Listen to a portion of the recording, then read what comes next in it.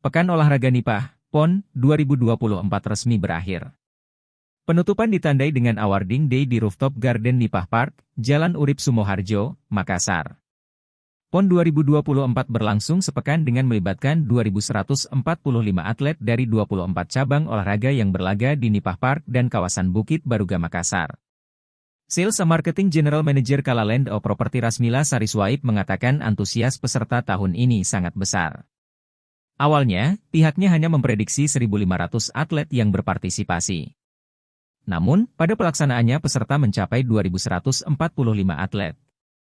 Pencapaian ini juga menunjukkan peningkatan signifikan dibandingkan Pekan Olahraga Nipah 2023 yang diikuti 1.358 atlet, atau mengalami peningkatan 58%, kata Mila.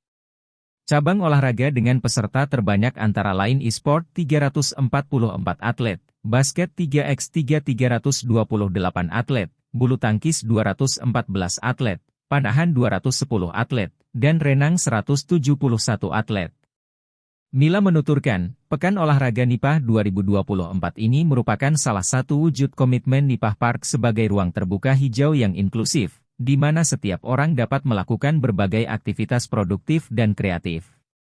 Menurutnya, acara ini juga tidak hanya menjadi ajang kompetisi, tetapi juga sarana untuk mengembangkan bakat muda dan membangun semangat persatuan serta sportivitas.